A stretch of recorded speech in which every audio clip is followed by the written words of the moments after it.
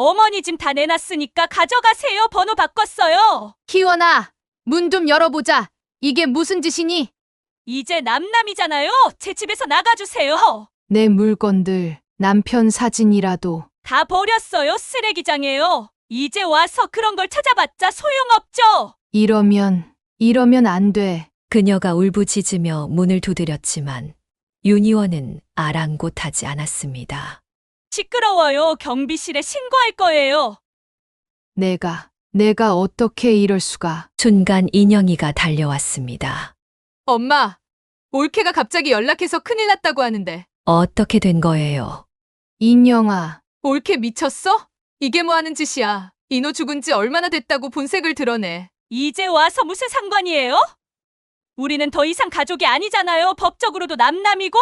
사연을 듣고 난 후 각자의 의견을 댓글로 남겨주시기 바랍니다. 사소한 댓글이라도 사연자분에게 큰 힘이 될 수 있습니다. 각색될 수 있고 사연자분의 입장에서 구성될 수 있습니다. 고향자 여사는 6남매 중 둘째로 태어났습니다. 그녀의 아버지는 6.25 전쟁 이후 작은 연탄 가게를 운영하시며 힘겹게 가족들을 부양하셨습니다. 아버지는 혼자 가게를 운영하기 힘들어 했습니다. 그래서 아버지의 말씀에 15살이던 그녀는 학교를 그만두고 연탄 배달을 시작했습니다. 여자아이가 연탄을 나르는 게 쉽지 않았지만 그녀는 한 번도 불평하지 않았습니다. 우리 형자, 참 착하기도 하지. 어머니는 그런 그녀를 안쓰럽게 바라보셨습니다.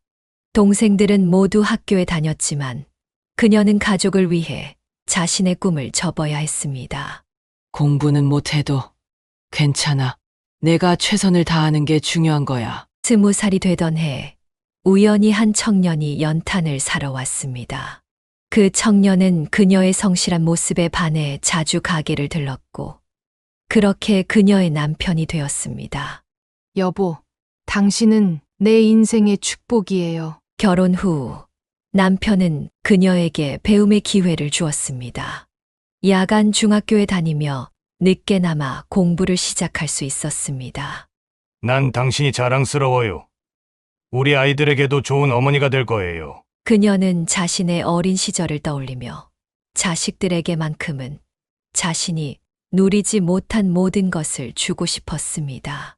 특히 교육만큼은 절대 포기하게 하고 싶지 않았습니다. 우리 인영이, 인호, 너희는 꼭 공부해야 해. 그래서 자녀들의 교육에 모든 것을 쏟아부었고 결국 두 자녀 모두 대학까지 보낼 수 있었습니다. 고향자 여사의 평화로운 일상은 그날의 한 통의 전화로 무너져 내렸습니다. 그녀의 큰딸 인영이 대학을 갓 졸업했을 무렵 남편이 퇴근길 교통사고로 갑자기 세상을 떠난 것입니다. 그녀는 병원 영안실에서 남편의 차가운 손을 잡고 한동안 아무 말도 할 수 없었습니다. 엄마, 제발 정신 차려봐. 이러다 엄마마저 아프면 어떡해. 인영이가 그녀의 어깨를 흔들며 울먹였지만 그녀의 귓가에는 아무것도 들리지 않았습니다. 30년을 함께 살아온 남편이 이렇게 허무하게 떠난다는 게 믿기지 않았습니다. 작은 아들 인호는 아버지의 부재를 받아들이지 못하고 술만 마시다 병원 밖을 헤매고 다녔습니다. 그녀는 아들의 모습을 보며 더욱 가슴이 미어졌습니다. 인호야, 이제 그만 들어와서 아버지 얼굴이라도 보고. 그녀의 말에 인호는 고개를 푹 숙인 채 영안실로 들어왔습니다. 아버지의 얼굴을 보자마자 그동안 참았던 눈물을 터뜨리고 말았습니다.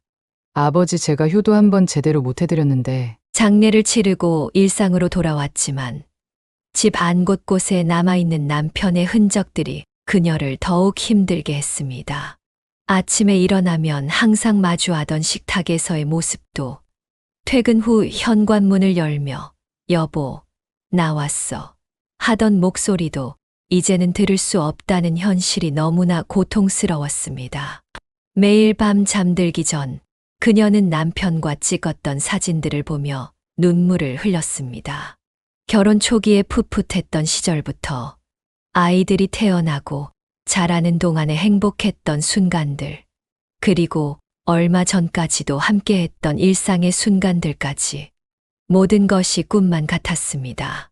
엄마, 나 대학원 진학 포기하고 취직할래. 이제 내가 돈 벌어야지. 어느 날 인영이가 조심스럽게 말을 꺼냈습니다. 인영이는 원래 대학원에 진학해서 더 공부하고 싶어 했습니다. 그녀는 딸의 말에 마음이 아팠습니다. 그건 안 돼. 내 꿈까지 포기하게 할 순 없어. 엄마가 뭔가 해볼게. 비록 앞으로의 길이 막막했지만 그녀는 자식들의 미래까지 희생시킬 수는 없었습니다. 한동안 우울한 나날을 보내던 그녀는 어느 날 문득 남편의 사진을 보며 결심을 했습니다. 여보, 내가 잘 해낼게. 지켜봐. 그녀는 흐르는 눈물을 훔치며 일어섰습니다. 이제는 더 이상 슬픔에 잠겨 있을 수만은 없었습니다. 혼자서도 자식들을 잘 키워내겠다는 결심, 그리고 남편에 대한 약속이 그녀를 다시 일으켜 세웠습니다. 인영아, 엄마가 직업을 구해볼게. 내 공부는 계속해. 그녀의 단호한 목소리에 인영이는 더 이상 아무 말도 하지 못했습니다. 오히려 그동안 힘들어 하시던 어머니의 달라진 모습에 안도감이 들었습니다. 이웃들은 그녀를 걱정하며 자주 찾아왔습니다. 평생 전업주부로만 살아온 그녀가 앞으로 어떻게 살아갈지 모두가 걱정이었습니다. 오랜 친구들의 위로에 그녀는 조금씩 힘을 얻었습니다. 아직은 앞으로 무엇을 해야 할지, 어떻게 살아가야 할지 막막했지만 한 걸음씩 나아가기로 했습니다. 인호야, 이제 술 그만 마시고 회사 나가렴. 아버지도 그러길 바라실 거야. 아들 인호도 조금씩 일상으로 돌아가기 시작했습니다. 아버지의 부재는 여전히 크게 느껴졌지만 이제는 어머니를 위해서라도 강해져야 한다는 것을 알았습니다. 이렇게 구향자 여사의 새로운 도전이 시작되었습니다. 비록 앞으로의 길이 쉽지는 않겠지만 그녀는 이제 혼자서도 강하게 살아갈 준비가 되어 있었습니다. 남편이 하늘에서 지켜보고 있다는 믿음으로 그녀는 한 걸음 한 걸음 앞으로 나아가기로 했습니다. 구향자 여사는 며칠을 고민하다 결심을 내렸습니다. 그녀는 복지관에서 우연히 본 요양보호사 모집 공고가 자꾸 머릿속에 맴돌았습니다. 30년 넘게 전업주부로만 살아왔지만 이제는 새로운 도전이 필요했습니다. 엄마, 정말 요양보호사 하실 거예요? 힘드실 것 같은데. 인영이의 걱정스러운 목소리에 그녀는 오히려 씩씩하게 대답했습니다. 괜찮아, 엄마도 이제 뭔가 해야지. 아픈 어르신들 돌보면서 보람도 느낄 수 있을 것 같아. 하지만 처음 시작한 공부는 생각보다 훨씬 더 어려웠습니다. 그녀는 책을 펴고 앉아 있어도 무슨 말인지 잘 이해가 되지 않았습니다. 밤늦게까지 책을 보다가 잠이 들면 꿈에서도 시험에 떨어지는 악몽을 꾸곤 했습니다. 향자야, 우리 같이 공부하면 되지. 너, 나도 자격증 따려고 했었어. 오랜 친구 미숙이의 말에 그녀는 조금씩 희망을 품기 시작했습니다. 미숙이와 함께라면 어려운 내용도 이해하기 쉬울 것 같았습니다. 엄마, 저랑 같이 문제 풀어볼까요? 제가 문제 내드릴게요. 퇴근 후 인영이가 엄마의 공부를 도와주겠다고 나섰습니다. 그녀는 딸의 마음씨가 고마웠습니다. 인호도 휴대폰으로 실습 동작을 찍어주며 어머니의 공부를 도왔습니다. 가족들의 도움으로 그녀는 조금씩 자신감을 얻어갔습니다. 처음 치른 시험에서는 아쉽게 떨어졌지만 그녀는 포기하지 않았습니다. 두 번째 도전에서는 더 열심히 공부했고 마침내 합격 통지를 받았을 때는 눈물이 날 것만 같았습니다. 여보, 나 해냈어. 당신이 도와준 거죠? 그녀는 남편의 사진을 보며 작은 미소를 지었습니다. 첫 출근 날 그녀는 긴장된 마음으로 요양원을 찾았습니다. 처음 만난 어르신들은 생각보다 훨씬 더 많은 도움이 필요했고, 일은 상상했던 것보다 몇 배는 더 고되었습니다. 구 선생님, 처음이라 많이 힘드시죠? 천천히 배우면 돼요. 선배 요양보호사의 따뜻한 말에 그녀는 용기를 얻었습니다. 하루하루 배우면서 그녀는 점점 일에 익숙해져 갔고 어르신들과도 가까워졌습니다. 선생님이 오면 마음이 편해요. 꼭 우리 딸 같아. 어르신들의 따뜻한 말 한마디에 그녀는 하루의 피로가 싹 가시는 것 같았습니다. 비록 월급은 많지 않았지만 누군가에게 도움이 된다는 사실이 그녀에게 큰 보람을 주었습니다. 엄마, 요즘 얼굴이 좋아 보여요. 일하시는 게 잘 맞나 봐요. 인영이의 말처럼 그녀는 요양보호사로 일하면서 조금씩 활기를 되찾아갔습니다.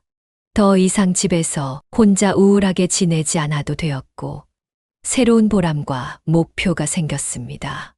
여보, 나 이제 잘 살 수 있을 것 같아요. 걱정하지 마세요. 그녀는 이제 혼자서도 당당하게 살아갈 수 있다는 자신감이 생겼습니다. 비록 늦은 나이에 시작한 새로운 도전이었지만 이것이 그녀의 인생에서 또 다른 전환점이 될 것이라고 믿었습니다. 요양보호사로 일한 지 2년째 되던 해, 인영이가 조심스럽게 결혼 이야기를 꺼냈습니다. 대학원을 졸업한 그녀는 근처의 회사에 입사했고, 회사에서 만난 동료와 진지한 만남을 이어왔다고 했습니다. 엄마, 한번 만나보실래요? 정말 좋은 사람이에요. 그녀는 딸의 행복한 표정을 보며 가슴이 따뜻해졌습니다.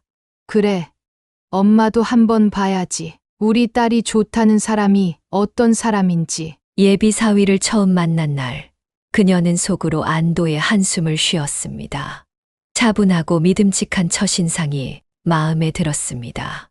어머님, 제가 인영이를 평생 행복하게 해주겠습니다. 우리 인영이가 좋은 사람 만났네. 아버지가 보셨으면 얼마나 좋아하셨을까. 결혼식 날, 그녀는 남편의 영정사진 앞에서 오랫동안 눈물을 흘렸습니다.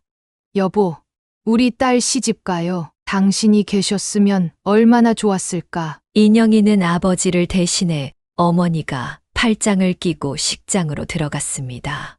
순백의 웨딩드레스를 입은 딸을 보며 그녀는 가슴이 벅차올랐습니다. 어머님, 이제 제가 아들처럼 효도하겠습니다. 사위는 결혼식이 끝나고 그녀에게 깊숙이 절을 올렸습니다. 그 모습을 보며 그녀는 딸의 앞날이 걱정되지 않았습니다. 그로부터 3년 후, 이번에는 인호가 결혼 소식을 전해왔습니다. 엄마, 나 장가 갈 것 같아. 소개받은 여자친구랑 잘 맞아. 아들의 갑작스러운 결혼 소식에 그녀는 조금 걱정이 되었습니다. 하지만 예비 며느리를 만나보니 그 걱정이 조금은 덜어졌습니다. 어머니, 저 진심으로 인호 오빠 좋아해요. 잘 살겠습니다. 며느리가 될 여자는 인호보다 5살이나 어렸지만 첫인상은 밝고 다정해 보였습니다. 두 번째 결혼식도 무사히 치렀습니다. 이제 두 자녀 모두 각자의 가정을 꾸리게 되었다는 생각에 그녀는 큰 숙제를 끝낸 듯한 안도감을 느꼈습니다. 여보, 이제 우리 자식들 다 결혼했어요. 제가 잘 해냈죠? 그녀는 남편의 사진을 보며 작은 미소를 지었습니다. 혼자서도 자식들을 잘 키워내고 좋은 짝을 만나 결혼까지 시키게 되어 뿌듯했습니다. 엄마, 이제 좀 쉬세요. 그동안 너무 고생하셨잖아요. 인영이의 말에 그녀는 고개를 저었습니다. 아니야. 엄마는 일하는 게 좋아. 어르신들이 나를 기다리고 계시는데. 그녀는 이제 요양보호사 일이 자신의 천직처럼 느껴졌습니다. 어르신들을 돌보면서 느끼는 보람이 하루하루를 의미 있게 만들어 주었습니다. 두 자녀의 결혼식을 무사히 치르고 나니 이제야 정말 한숨 돌릴 수 있을 것 같았습니다. 그러던 어느 날 문제가 생겼습니다. 결혼 직후부터 며느리의 문제점이 하나둘 드러나기 시작했습니다. 그녀는 아들 인호보다 5살이나 어린 무남동녀였는데 집안일은 전혀 할 줄 모르는 것이 문제였습니다. 어머니, 저는 요리를 배운 적이 없어서요. 그냥 배달시켜 먹으면 안 돼요? 매일 아침 늦잠을 자고 집안일은 전혀 하지 않는 며느리를 보며 그녀는 한숨이 나왔습니다. 인우야, 희원이 좀 어떠니? 엄마, 희원이가 원래 집에서 공주처럼 자랐대요. 시간이 좀 필요할 것 같아요. 인호는 아내를 감싸기 바빴습니다. 하지만 첫 번째 시아버지, 제사 때 일이 터졌습니다. 제사 시간이 다 되어가는데도 며느리는 나타나지 않았습니다. 어머니 죄송한데 친구들이랑 약속이 있어서요. 제사는 좀 늦게 가도 되죠? 전화로 이런 말을 하는 며느리를 보며 그녀는 속이 부글부글 끓었습니다. 인우야, 제사가 뭔지는 알고 결혼한 거니 어디서 저런 여자애를 데려와서는 원. 그녀의 말에 인호는 고개를 숙였습니다. 결국 제사 음식 준비부터 차리는 것까지 모두 그녀 혼자 해야 했습니다. 엄마, 요즘 애들은 다들 저래요. 너무 스트레스 받지 마세요. 인영이가 위로했지만 매일매일 새로운 문제가 발생했습니다. 며느리는 집안일은 하지 않으면서 쇼핑과 미용실, 카페에서 친구들과 노는 것만 즐겼습니다. 어머니, 제가 일하면서 집안일까지 어떻게 해요? 그냥 가사 도우미 써요. 그래, 그렇게 해라. 내가 벌어서. 그녀의 말에 며느리는 입을 비죽였습니다. 제가 친딸이었어도 시집살이 시키셨겠어요? 이 말을 들은 그녀는 순간 열이 확 올랐습니다. 뭐라고? 내가 너한테 뭘 시켰다고 그런 말을 해? 아니, 그게 아니라 어머니 세대랑 저희 세대랑은 좀 달라요. 이해해 주셔야. 며느리의 태도는 날이 갈수록 더욱 건방져졌습니다. 설거지도 하지 않은 그릇들이 싱크대에 쌓여 있고 빨래는 여기저기 널브러져 있었습니다. 인우야, 이러다가 내가 망가질까 걱정이다. 엄마, 제가 알아서 할게요. 너무 걱정하지 마세요. 하지만 이노의 말과 달리 상황은 나아지지 않았습니다. 오히려 며느리는 시어머니의 잔소리가 심하다며 친정에 하소연까지 했습니다. 사돈 우리 딸이 뭘 그렇게 잘못했다고 그렇게 매일 면박을 줍니까? 이렇게 하셔도 되는 거예요. 어린애가 불쌍하지도 않아요. 안사돈까지 전화로 항의를 해오자 그녀는 말문이 막혔습니다. 이제는 자식 키우는 일보다 며느리를 다루는 게 더 힘들게 느껴졌습니다. 여보, 당신이 살아계셨다면 이런 일이 없었을 텐데. 밤마다 남편의 사진을 보며 그녀는 한숨을 쉬었습니다. 이것이 시작에 불과하다는 것을 그때는 알지 못했습니다. 고향자 여사의 65번째 생일날이었습니다. 그녀는 오랜만에 자녀들과 함께하는 자리가 마련되어 기분이 좋았습니다.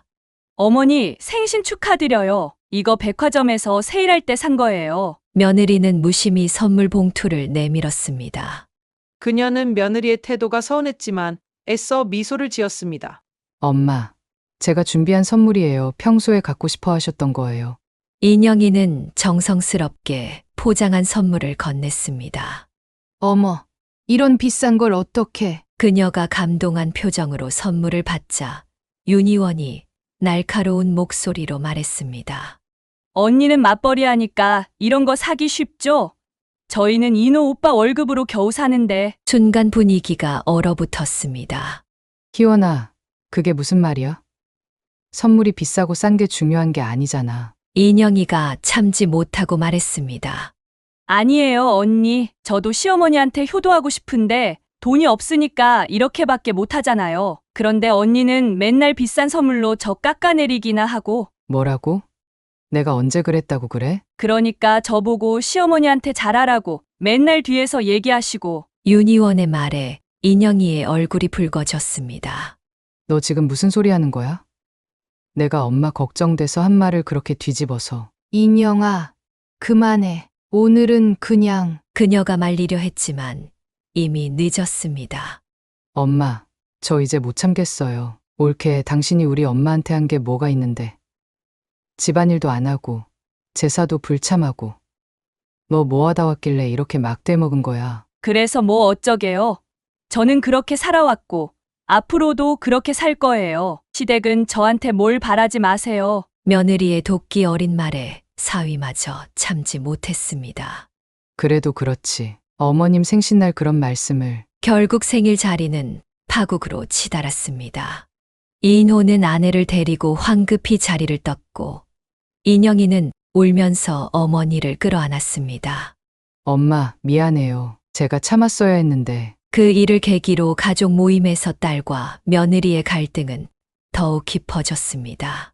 추석이나 설날 같은 명절이면 어김없이 다툼이 벌어졌고 급기야 윤희원은 시댁 행사에 아예 나오지 않겠다고 선언했습니다.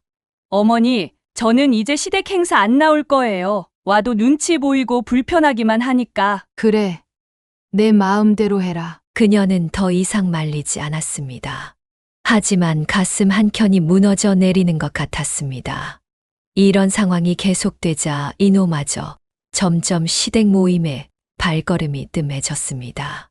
여보, 우리 며느리 때문에 이제 아들까지 잃게 생겼어요. 그녀는 밤마다 남편의 영정 앞에서 눈물을 흘렸습니다. 가족의 균열은 점점 더 깊어져만 갔고 이제는 돌이킬 수 없을 것만 같았습니다. 가족 간의 갈등이 깊어져가는 와중에도 인호의 레스토랑은 새로운 희망이 되어 주었습니다. 대학을 졸업하고 대기업에 입사했던 인호는 3년간의 회사 생활 끝에 자신의 꿈을 위해 사직서를 냈습니다. 엄마, 사실은 요리하는 게 제 꿈이었어요. 회사 다니면서도 계속 요리를 배웠거든요. 그녀는 처음에 반대했습니다. 인호야, 안정적인 직장을 그만두고 장사를 한다고? 하지만 아들의 간절한 눈빛을 보며 그녀는 마음을 바꾸었습니다. 알았어. 내가 하고 싶은 일이라면 엄마가 도와줄게. 이인호는 2년 동안 착실히 요리를 배우며 창업을 준비했고 마침내 번화가에 작지만 깔끔한 레스토랑을 열었습니다. 어머니, 저도 가게 운영 도와줄 거예요. 제가 홍보랑 마케팅은 자신 있거든요. 며느리도 처음으로 적극적인 모습을 보였습니다. 그녀는 마케팅에 재능이 있었고 덕분에 오픈 초기부터 손님들의 발길이 이어졌습니다. 인호야, 네가 만든 요리가 이렇게 맛있을 줄이야. 그녀는 아들의 요리를 먹으며 감동의 눈물을 흘렸습니다. 손님들의 반응도 뜨거웠습니다.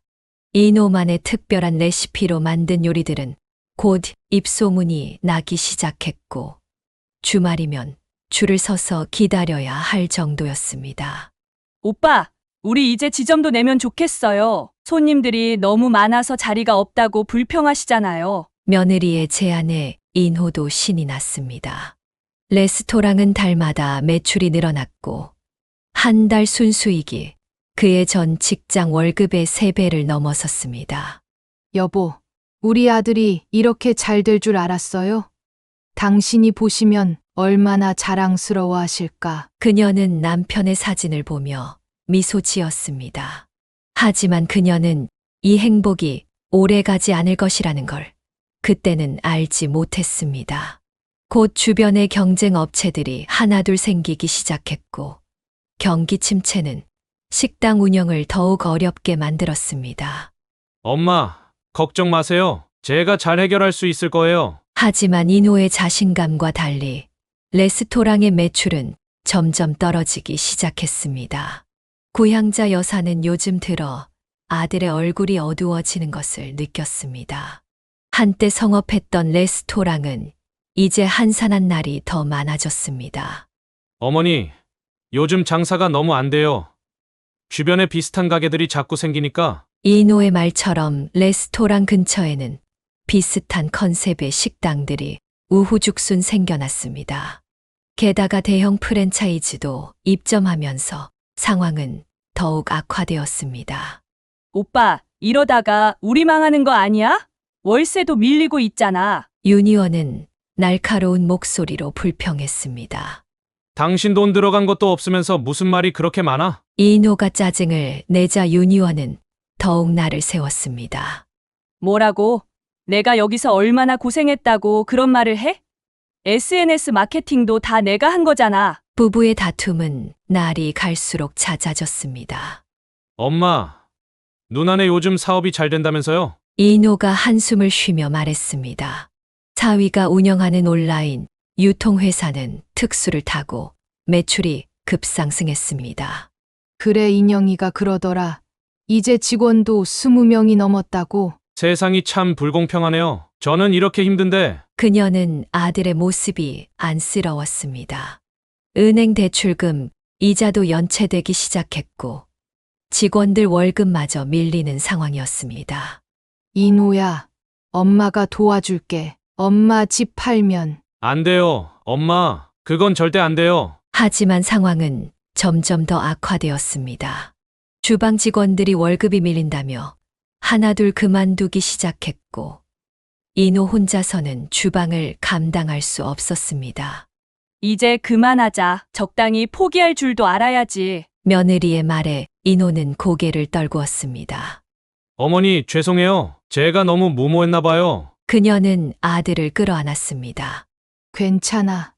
이노야, 다시 시작하면 돼. 하지만 현실은 냉혹했습니다. 밀린 월세와 대출금, 직원들 월급까지 빚은 산더미처럼 쌓여갔습니다. 그녀는 밤마다 남편의 사진을 보며 눈물을 흘렸습니다. 결국 그녀는 결심을 했습니다. 남편과 함께 살았던 집을 팔기로 한 것입니다. 이노야, 엄마가 도와줄게. 이제 그만 괴로워하고. 아들은 한동안 말없이 울기만 했습니다. 그날 이후 이노는 매일 술에 취해 들어왔고 며느리와의 다툼은 더욱 심해졌습니다. 내가 이럴 줄 알았어. 당신 때문에 이렇게 된 거 알아? 당신이 경영을 못하니까. 그럼 당신은 뭘 했는데? 맨날 쇼핑이나 다니고 더 한 게 있어. 마침내 고향자 여사는 30년간 살아온 집을 팔았습니다. 그녀는 짐을 정리하면서 남편과의 추억이 담긴 물건들을 하나하나 들여다보았습니다. 여보, 우리가 함께 살던 집을 팔아요. 하지만 아들을 위해서니까 이해해 주세요. 짐을 정리하는 내내 눈물이 마르질 않았습니다.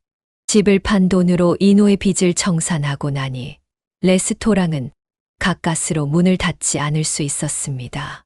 어머니, 저희 집으로 오시는 게 좋을 것 같아요. 방도 남아있고. 이노의 제안에 그녀는 고개를 끄덕였습니다.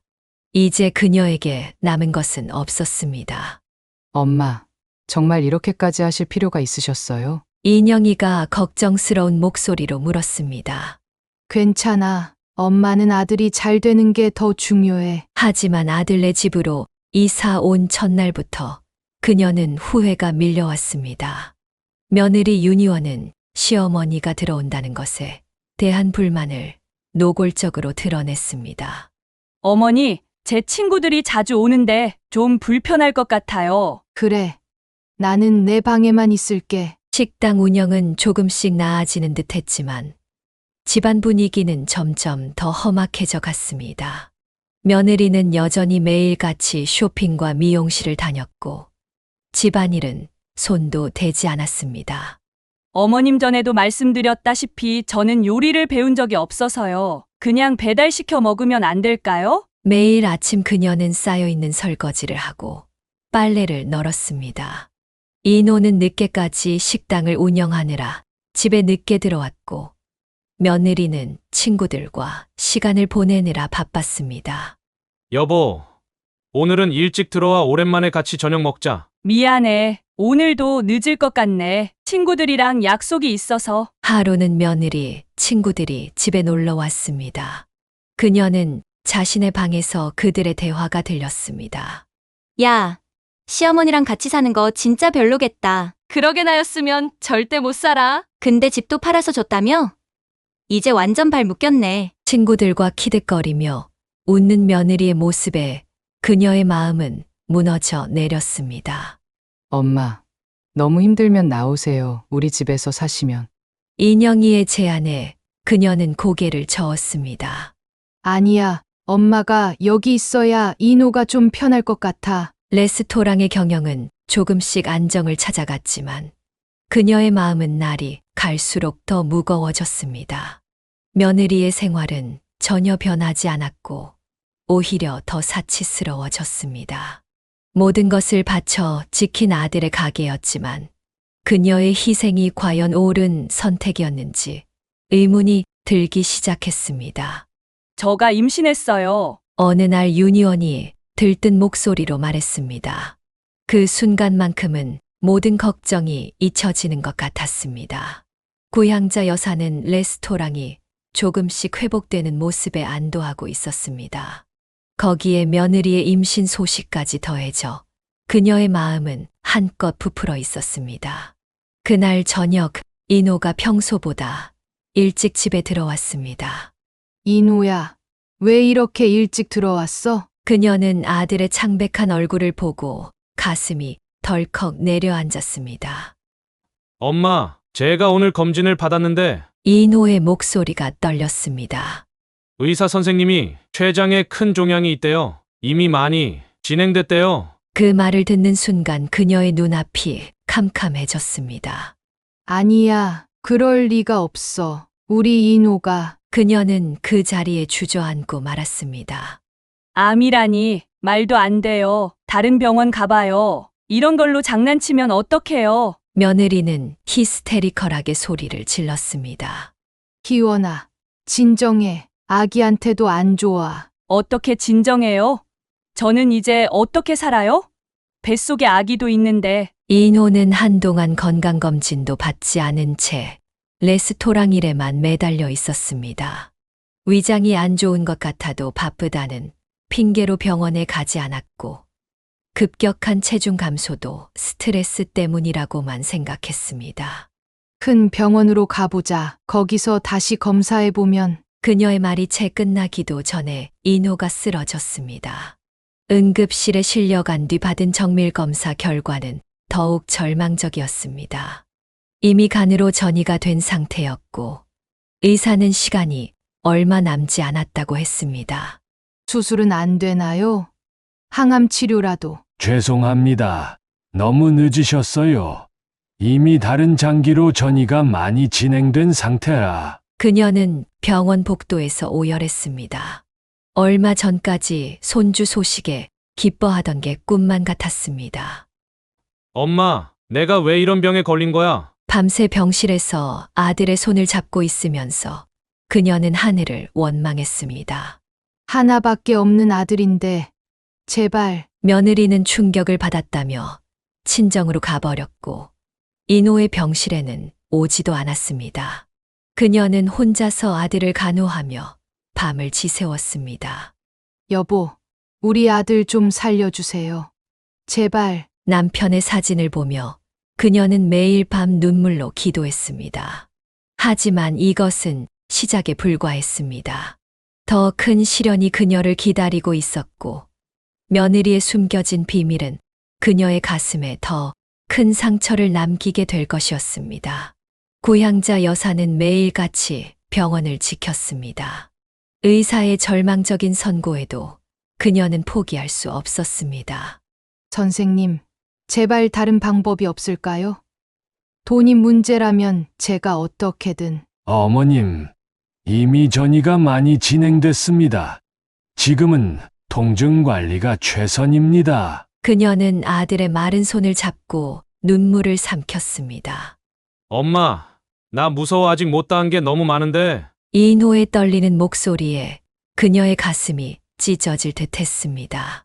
괜찮아. 엄마가 있잖아. 우리 꼭 이겨낼 수 있을 거야. 하지만 현실은 냉혹했습니다. 항암 치료도 할 수 없는 상태였고 통증은 날이 갈수록 심해졌습니다. 어머니, 저 친정에서 좀 쉬다 올게요. 며느리는 남편의 병간 오는 뒷전인 채 친정으로 도망가다시피 떠났습니다. 엄마, 희원이는 왜 안 와? 인호가 신음처럼 내뱉는 말에 그녀는 대답을 할 수 없었습니다. 곧 올 거야. 아기 때문에 몸이 힘들어서 그래. 거짓말로라도 아들을 위로해야 했습니다. 하지만 며느리는 좀처럼 병원에 나타나지 않았습니다. 엄마, 나 아기 얼굴도 못 보고 죽는 거야? 인호의 말에 그녀는 고개를 저었습니다. 무슨 소리야. 내가 꼭 이겨낼 거야. 아기도 보고. 밤마다 그녀는 병원 복도에서 울었습니다. 아들의 고통을 지켜보는 것이 너무나 힘들었습니다. 여보, 제발 우리 아들 좀 살려주세요. 당신이 데려가시려면 차라리 저를. 통증이 심해질 때마다 인호는 진통제를 맞아야 했습니다. 그럴 때마다 그녀의 심장도 함께 찢어지는 것 같았습니다. 어머니, 인호 오빠 상태가 어떤가요? 가끔 전화로 안부를 묻는 것이 며느리가 할 수 있는 전부였습니다. 너는 지금 남편이 아픈데 어디 있는 거니? 내 남편 아니야. 저도 힘들어요. 근데 제가 지금 몸이 안 좋아서 갈 수가 없어요. 뻔한 변명을 늘어놓는 며느리를 들으며 그녀는 한숨만 내쉬었습니다. 시간이 갈수록 인호의 상태는 급격히 나빠졌습니다. 뼈만 남은 얼굴로 그는 이제 말하기조차 힘들어했습니다. 하지만 그녀도 알고 있었습니다. 이제 시간이 얼마 남지 않았다는 것을. 며칠 뒤 더 충격적인 소식이 그녀를 기다리고 있었습니다. 고향자 여사는 아들의 마지막 순간을 놓치지 않기 위해 병실을 지켰습니다. 인호의 호흡은 점점 더 힘겨워졌고 의식도 자주 혼미해졌습니다. 엄마, 저 이제 너무 힘들어요. 인호의 가느다란 목소리가 병실에 울렸습니다. 인호야, 엄마 여기 있어. 조금만 더 버텨보자. 그녀는 아들의 마른 손을 꼭 잡았습니다. 한때 건장했던 아들의 모습은 온데간데 없이 사라지고 뼈만 앙상하게 남아 있었습니다. 아기는 잘 크고 있겠죠? 인호는 한 번도 보지 못한 자신의 아이를 걱정했습니다. 며느리는 여전히 친정에 있다는 핑계로 병원에 오지 않았습니다. 그래, 건강하게 잘 크고 있을 거야. 거짓말처럼 마지막 순간이 찾아왔습니다. 그날 새벽 인호의 호흡이 갑자기 가빠지기 시작했습니다. 의사 선생님, 어서 와주세요. 하지만 의료진도 더 이상 할 수 있는 것이 없었습니다. 엄마, 미안해요. 이제 정말 힘들어서. 인호야, 안 돼. 이러면 안 돼. 그녀는 아들의 손을 붙잡고 울부짖었습니다. 하지만 인호의 숨은 점점 약해져 갔습니다. 아빠한테 가면 꼭 인사드릴게요. 그것이 인호의 마지막 말이었습니다. 심전도의 긴 경고음이 울리는 순간 그녀의 세상도 함께 무너져 내렸습니다. 인호야, 우리 인호야. 그녀는 아들의 차가운 몸을 끌어안고 오열했습니다. 남편을 잃은 후 홀로 키워온 아들, 그토록 자랑스러워하던 아들을 이렇게 보내야 한다는 것이 믿기지 않았습니다. 병원 장례식장은 조문객들로 북적였습니다. 고향자 여사는 아들의 영정사진 앞에서 멍하니 앉아 있었습니다. 어머니, 저 잠깐 화장실 좀 다녀올게요. 며느리는 벌써 5번째 자리를 비웠습니다. 그녀의 눈은 붉어져 있었지만 눈물 자국 하나 없이 깨끗한 화장이 그대로였습니다. 저기 구 여사님, 장례 지도사가 조심스레 다가왔습니다. 아까부터 보니까 며느님이 자꾸 주차장 쪽으로 나가시던데. 그의 말에 인영이가 날카롭게 귀를 기울였습니다. 뭐라고요? 아니, 그냥 제가 본 걸로는. 장례식장 직원의 말은 거기서 멈췄지만 그 말의 의미는 무거웠습니다. 윤희원은 조문객들 앞에서 형식적으로 울었습니다. 하지만 그녀의 눈가에는 진심이 담긴 슬픔이 없었습니다. 오히려 불안한 듯 계속 핸드폰만 들여다보았습니다. 어머니 장례식이 길어질 것 같으니까 저는 먼저 들어가 봐야 할 것 같아요. 몸이 안 좋아서. 그녀는 뱃속의 아이를 핑계로 자리를 피하려 했습니다. 옳게 그게 무슨 소리야. 상주가 가길 어딜 가 그게 그렇게 힘들어? 인영이가 날카롭게 지적했습니다. 언니도 참, 제가 임신부라는 걸 모르세요? 그때 조문객 중 한 명이 수군거리는 소리가 들렸습니다. 저 며느리 봤어? 화장실 간다더니 주차장에서 전화하고 있더라. 그러게 남편 장례식장에서 그렇게 통화할 일이 뭐가 있다고. 고향자 여사는 그 말을 들었지만 아무 말도 할 수 없었습니다. 이미 아들을 보낸 슬픔으로 가슴이 무너져 내리고 있었기 때문입니다. 여보, 우리 아들 장례식에서조차 밤이 되자 조문객들이 하나둘 자리를 떴습니다. 윤희원은 그 틈을 타 또다시 자리를 비웠습니다. 저기 아까 며느리분이 주차장에서 누군가를 만나는 것 같던데. 경비원의 조심스러운 귓속말에 인영이는 곧장 주차장으로 향했습니다. 하지만 그곳에는 이미 아무도 없었고 차가운 바람만이 불고 있었습니다. 다음 날 발인을 앞두고 윤희원은 피곤하다며 잠시 눈을 붙이겠다고 했습니다. 하지만 그녀의 핸드폰 화면에는 끊임없이 메시지가 도착했고 불안한 듯 계속해서 답장을 보내고 있었습니다. 인영이는 더 이상 참지 못하고 울음을 터뜨렸습니다. 며느리의 눈가에는 진정한 슬픔의 눈물이 없었습니다. 오히려 모든 것이 빨리 끝나기만을 바라는 듯한 조급함만이 역력했습니다. 장례식장에는 비가 내렸습니다. 하늘도 그녀의 슬픔을 함께 나누는 듯 했습니다. 여보, 이제 우리 아들이 당신 곁으로 갔어요. 잘 부탁드려요. 남편의 영정 옆에 아들의 영정을 나란히 놓으며 그녀는 눈물을 멈출 수 없었습니다. 엄마, 이제 그만 우세요. 인영이가 그녀를 부축했지만 그녀의 마음속 구멍은 너무나 컸습니다. 내가 뭘 그렇게 잘못했길래 남편에 이어 아들까지. 장례를 마치고 빈 병실을 정리하면서 그녀는 아들의 일기장을 발견했습니다. 엄마, 미안해요. 끝까지 효도하지 못해서 아기만이라도 잘 키워주세요. 그 글을 읽는 순간 그녀는 다시 한번 무너져 내렸습니다. 아들의 장례를 치른 지 일주일도 채 되지 않은 어느 날이었습니다. 고향자 여사가 잠시 병원에 갔다 온 사이 충격적인 일이 벌어졌습니다. 현관문 앞에는 검은 봉투에 담긴 그녀의 짐들이 무더기로 쌓여 있었습니다. 마치 쓰레기를 버리듯 아무렇게나 던져진 듯 했습니다. 이게 무슨... 도어락을 누르자 삐삐삐 소리와 함께 문이 열리지 않았습니다. 당황한 그녀의 등 뒤로 윤희원의 차가운 목소리가 들려왔습니다. 어머니 짐 다 내놨으니까 가져가세요. 번호 바꿨어요. 희원아, 문 좀 열어보자. 이게 무슨 짓이니? 이제 남남이잖아요. 제 집에서 나가주세요. 창문 너머로 보이는 윤희원의 표정은 차갑기 그지없었습니다.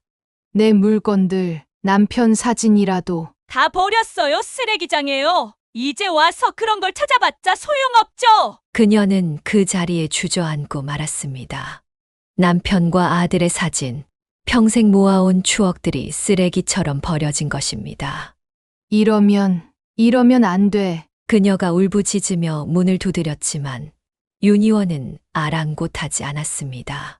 시끄러워요. 경비실에 신고할 거예요. 이웃들이 하나둘 문을 열고 상황을 지켜보기 시작했습니다. 그녀는 수치심에 몸을 떨었습니다. 내가 어떻게 이럴 수가. 순간 인영이가 달려왔습니다. 엄마, 올케가 갑자기 연락해서 큰일 났다고 하는데. 어떻게 된 거예요? 인영아. 그녀는 딸의 품에 안겨 울기 시작했습니다. 올케 미쳤어? 이게 뭐 하는 짓이야. 인호 죽은 지 얼마나 됐다고 본색을 드러내. 이제 와서 무슨 상관이에요? 우리는 더 이상 가족이 아니잖아요. 법적으로도 남남이고. 윤희원의 냉정한 말에 인영이도 할 말을 잃었습니다. 여보, 우리 아들이 저런 여자한테. 그녀는 남편의 사진을 찾으려 했지만 그마저도 이미 버려진 뒤였습니다. 평생을 함께한 추억들이 하루아침에 사라져버린 것입니다. 고향자 여사는 큰딸의 집으로 거처를 옮긴 후에도 마음 한켠이 늘 무거웠습니다. 며느리의 갑작스러운 태도 변화가 이상하게 느껴졌습니다. 어느 날 그녀는 아들이 살던 아파트를 찾았습니다. 남편과 아들의 위패라도 가져오고 싶었기 때문입니다. 아이고, 구 여사님. 경비실에서 김 경비원이 그녀를 발견하고 안타까운 표정으로 다가왔습니다. 죄송한데 혹시 잠깐 시간 되세요? 김 경비원의 표정이 심상치 않았습니다. 제가 이런 말씀 드리기가 조심스러운데 아드님 생전에 며느리가 경비원의 말에 그녀는 가슴이 덜컥 내려앉았습니다. 여사님이 들어오기 전에 잠깐 젊은 남자분이 자주 드나들었어요. 아드님 늦게 들어오시는 날이면 그 남자분이 올라가고 뭐라고요? 처음엔 그냥 친구라고 생각했는데 둘이 주차장에서 몰래 만나는 것도 봤어요. 요즘도 자주 와요. 그녀는 그 자리에서 눈앞이 캄캄해졌습니다. 혹시 그 사람 어떻게 생겼나요? 키 크고 마른 남자분이에요. 대충 들어보니까 대학 동창이라고 하는 것 같던데. 순간 그녀의 머릿속에 기억이 스쳐갔습니다. 작년 추석 며느리가 데려왔던 그 남자. 대학 동창이라며 인호에게 소개했던 사람이었습니다. 아드님 돌아가시고 나서도 그 남자분 계속 드나들어요. 어제도 왔다 갔는데. 그녀의 손이 떨려왔습니다.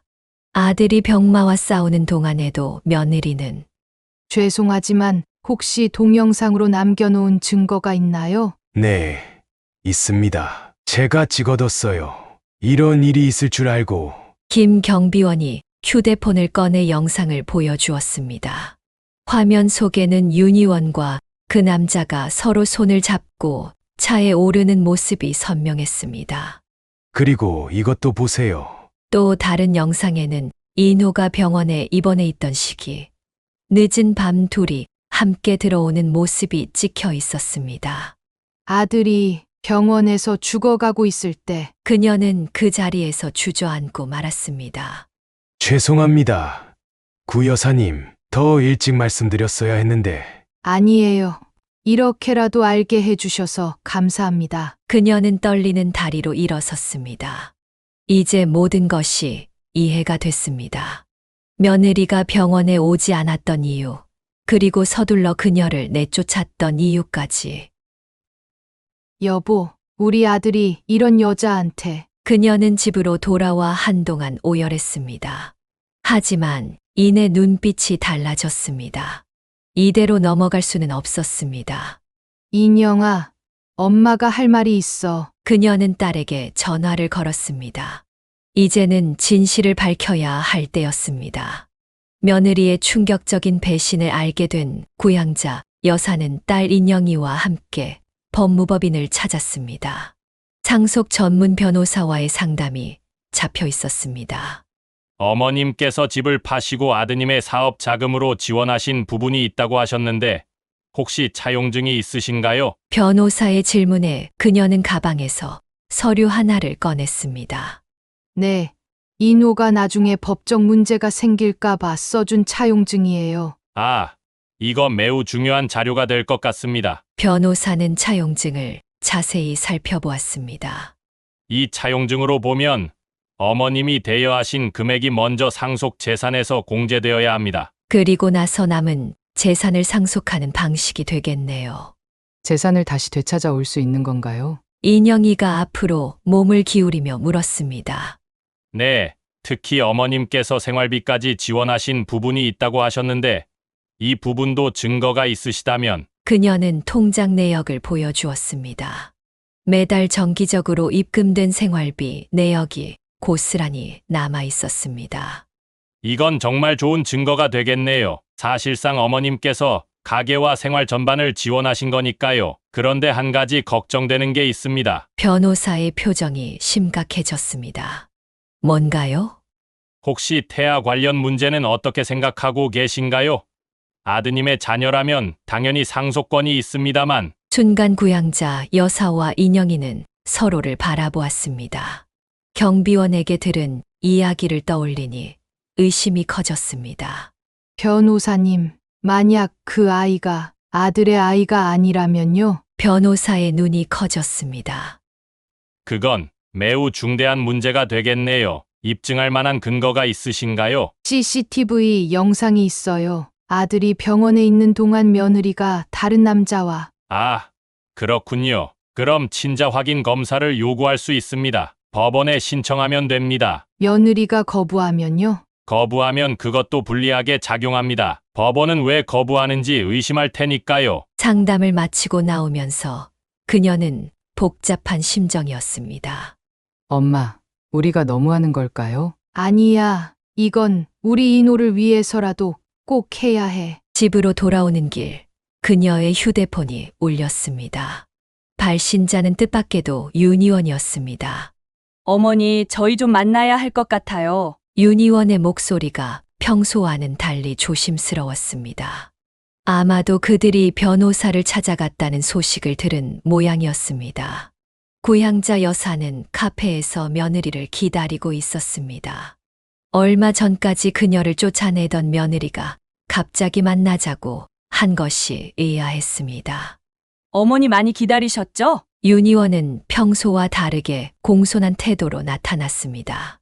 화장기 없는 얼굴로 검은 옷을 입고 있었습니다.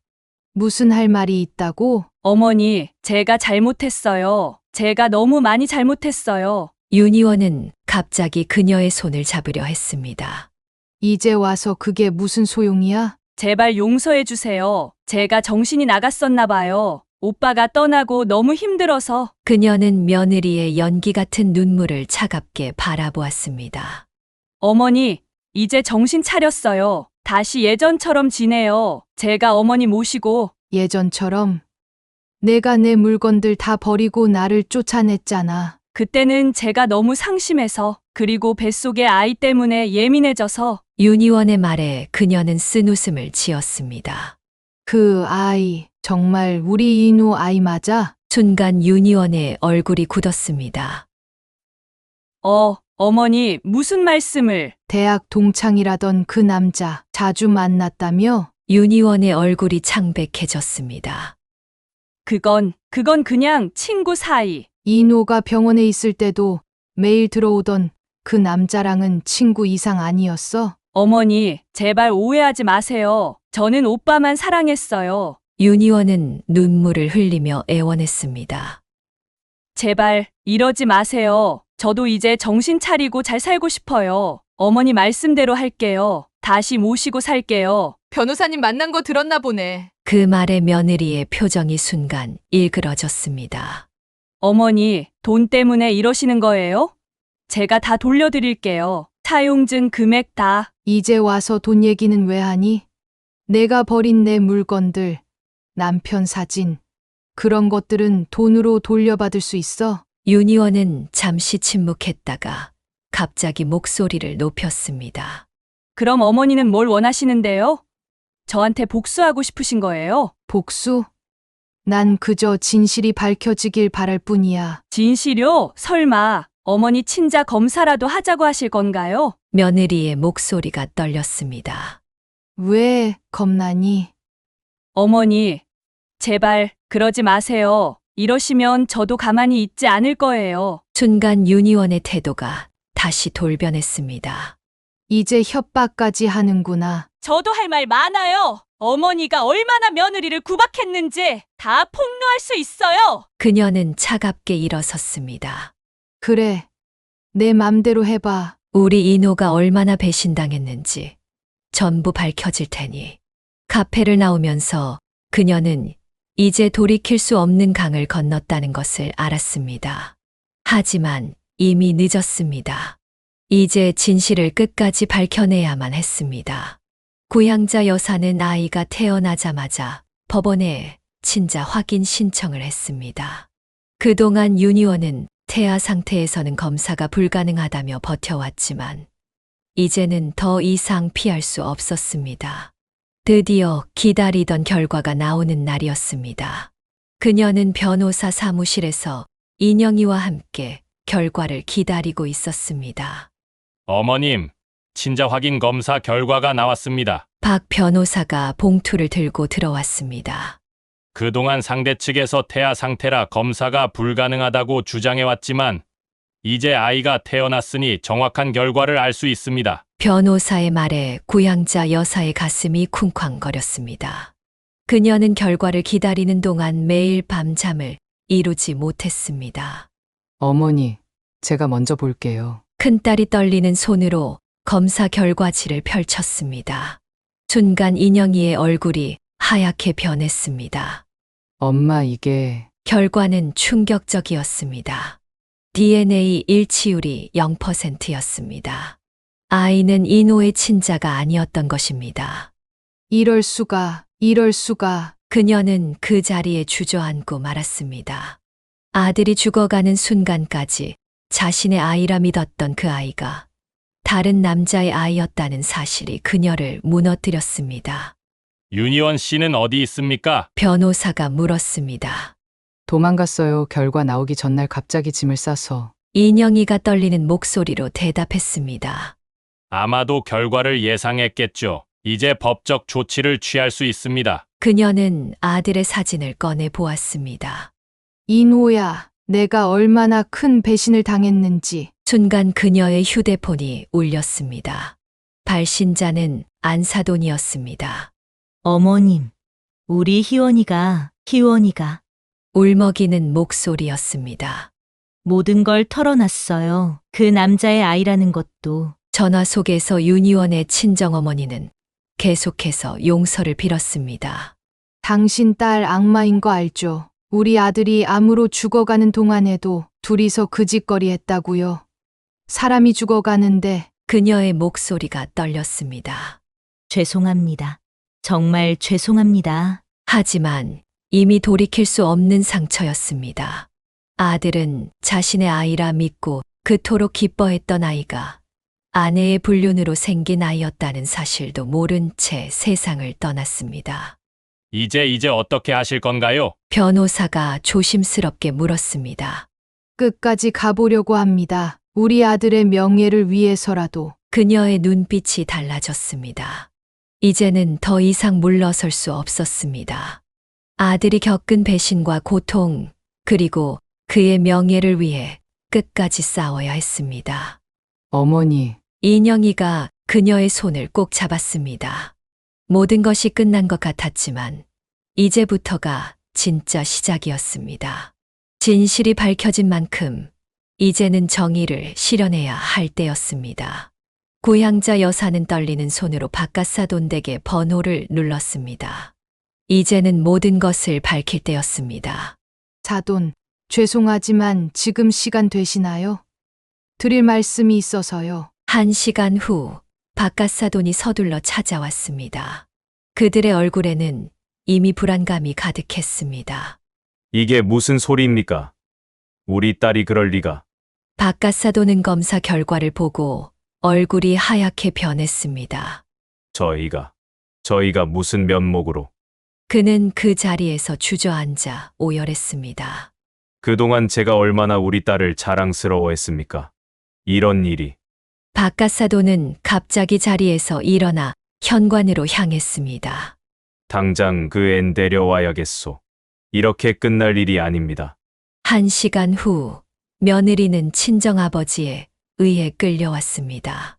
그녀의 얼굴은 이미 울어서 붉어져 있었습니다. 아버지, 저는 무릎 꿇어! 바깥사돈의 호통에 며느리는 그 자리에 무릎을 꿇었습니다. 어머님, 저는 정말 죄송합니다. 며느리가 흐느끼며 말했습니다. 죄송하다고? 그게 다야? 내가 우리 이노를 어떻게 배신했는지 알기나 해. 고향자 여사의 목소리가 떨렸습니다. 당신은 우리 아들이 암으로 죽어가는 동안에도 다른 남자와. 말을 잇지 못하고 그녀는 울음을 터뜨렸습니다. 어머님! 바깥사돈이 갑자기 큰 절을 올렸습니다. 제가 잘못 키웠습니다. 이런 패덕한 딸을 낳아서 정말 죄송합니다. 며느리는 계속해서 흐느끼기만 했습니다. 그 남자는 지금 어디 있냐? 바깥사돈의 질문에 며느리는 몸을 떨었습니다. 도망갔어요. 뭐라고? 아이가 태어나자마자 연락을 끊었어요. 순간 방안이 조용해졌습니다. 불륜의 상대자마저 그녀를 버린 것입니다. 이게 내 딸이라고 그동안 그렇게 키웠단 말이냐? 바깥사돈은 분노를 참지 못하고 며느리의 뺨을 때렸습니다. 사돈, 이 불효녀는 이제 저희가 데리고 가겠습니다. 앞으로 어머님 앞에 절대 나타나지 못하게 하겠습니다. 바깥사돈은 다시 한번 큰절을 올렸습니다. 저희 부부가 평생 속죄하며 살겠습니다. 부디 우리 가족을 용서해 주십시오. 고향자 여사는 말없이 눈물만 흘렸습니다. 이제 모든 것이 끝났지만 그녀의 가슴 속 상처는 영원히 아물지 않을 것 같았습니다. 고향자 여사는 변호사의 도움을 받아 법적 절차를 밟았습니다. 친자 검사 결과는 결정적인 증거가 되었고 아들이 생전에 작성한 차용증도 힘을 발휘했습니다. 어머님, 이제 모든 법적 절차가 끝났습니다. 윤희원 씨는 상속권을 완전히 상실했고 아파트에서도 나가야 합니다. 변호사의 말에 그녀는 깊은 한숨을 내쉬었습니다. 드디어 끝나는군요. 며칠 후 윤희원은 짐을 싸서 아파트를 나가야 했습니다. 그녀는 마지막까지 뻔뻔한 태도를 보였습니다. 어머니, 이래도 되는 거예요? 저와 아이를 길거리로 내쫓으시게요? 아직도 뻔뻔하기 그지없구나. 내가 저지른 일의 대가야. 윤희원은 마지막으로 한 번 더 애원했습니다. 제발 마지막 기회를 주세요. 제가 정말 잘못했어요. 하지만 고향자 여사의 표정은 차가웠습니다. 이제 와서 그런 말이 무슨 소용이니? 우리 아들 죽어가는 순간까지 배신했던 사람이. 결국 윤희원은 빈손으로 아파트를 나갔습니다. 그동안 사치스럽게 모아둔 명품백과 옷가지들도 모두 압류되었습니다. 엄마, 이제 좀 마음이 편해지셨어요? 인영이가 어머니의 손을 잡았습니다. 그래, 이제 너무 늦었지만 우리 인우한테 떳떳해질 수 있을 것 같구나. 그녀는 남편과 아들의 위패 앞에 앉았습니다. 여보, 우리 아들 명예는 지켰어요. 이제 편히 쉬세요. 눈물이 그녀의 뺨을 타고 흘러내렸습니다. 비록 사랑하는 남편과 아들은 돌아올 수 없지만 적어도 그들의 명예는 지킬 수 있었습니다. 어머니, 이제 우리 집으로 가요. 제가 모시고 살게요. 인영이의 말에 그녀는 고개를 끄덕였습니다. 이제 새로운 시작을 할 때였습니다. 아파트를 나서며 그녀는 뒤를 돌아보았습니다. 아들과의 추억이 가득한 이곳을 떠나는 것이 아쉬웠지만 이제는 모든 것을 내려놓을 때였습니다. 인호야, 엄마가 내 명예는 지켰다. 이제 아빠랑 편히 쉬거라. 그녀의 발걸음은 이제 한결 가벼워졌습니다. 진실을 밝히고 정의를 실현한 후의 마음은 비록 아프지만 담담했습니다. 시간이 흘러 모든 것이 제자리를 찾아갈 것입니다. 그리고 그녀는 이제 떳떳하게 하늘에 있는 남편과 아들을 마주할 수 있게 되었습니다. 고향자 여사는 이제 딸 인영이의 집에서 새로운 삶을 시작했습니다. 그동안의 힘든 시간을 돌이켜보면 딸과 사위의 존재가 얼마나 큰 힘이 되었는지 새삼 깨달았습니다. 엄마, 이제 여기가 엄마 집이에요. 편하게 계세요. 인영이는 매일 아침 어머니의 건강을 챙겼고 퇴근 후에는 함께 저녁을 먹으며 이야기를 나누었습니다. 어머님, 저희가 효도하겠습니다. 더 이상 힘든 일 없으시게. 사위는 그녀를 친어머니처럼 공경했습니다. 주말이면 드라이브를 가자고 제안하기도 하고 맛있는 음식점을 찾아다니며 그녀의 마음을 달래주었습니다. 여보, 우리 딸 잘 키웠죠? 이제야 알겠어요. 진정한 가족이 뭔지. 그녀는 남편의 사진을 보며 미소 지었습니다. 힘든 시간을 겪으며 오히려 더 단단해진 가족의 의미를 깨달았습니다. 엄마, 좋은 소식이 있어요. 어느 날 인영이가 들뜬 목소리로 말했습니다. 제가 임신했어요. 그 말을 듣는 순간 그녀의 눈시울이 붉어졌습니다. 새로운 생명의 소식은 그동안의 아픔을 조금이나마 치유해 주는 것 같았습니다. 정말이니? 네. 엄마, 이제 외할머니 되시는 거예요. 사위도 함께 기뻐했습니다. 어머님, 이제 손주 보실 일만 남으셨네요. 그녀는 딸의 배를 쓰다듬으며 행복한 눈물을 흘렸습니다.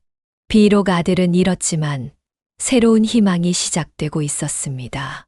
인호야, 내 누나가 엄마가 된대. 하늘에서 축하해 주렴. 시간이 흘러 어느덧 봄이 왔습니다. 그녀는 매일 아침 공원을 산책하며 새로운 하루를 시작했습니다. 더 이상 과거의 아픔에 묶여 있지 않았습니다. 여보, 저 이제 괜찮아요. 우리 딸이랑 사위가 있으니까. 그녀는 이제 진정한 가족의 의미를 알았습니다. 피보다 진한 것은 서로를 위하는 마음이었습니다. 엄마, 오늘은 산부인과 가는 날이에요. 같이 가실래요? 딸의 말에 그녀는 환하게 웃었습니다. 새로운 생명을 기다리는 설렘으로 그녀의 일상은 다시 빛나기 시작했습니다. 그래, 가자. 우리 손주 얼굴 좀 보게. 이제 그녀는 알았습니다. 진정한 승리는 복수나 정의의 실현이 아닌 남은 가족과 함께 새로운 희망을 만들어가는 것임을. 그리고 그 여정에서 딸과 사위는 언제나 그녀의 가장 큰 힘이 되어 주었습니다. 여보, 우리 이노야, 이제 편히 쉬어. 엄마는 잘 지낼 거야. 봄바람이 불어오는 어느 날, 그녀는 평화로운 미소를 지으며 앞으로의 날들을 바라보았습니다. 새로운 시작은 언제나 가능했고, 진정한 가족의 사랑은 영원했기 때문입니다. 사연을 듣고 댓글을 남겨주시기 바랍니다. 사소한 의견일지라도 사연자분에게는 큰 힘이 됩니다. 노골적인 악성 댓글은 사연자분에게 상처가 될 수 있으니 삼가주시기 바랍니다.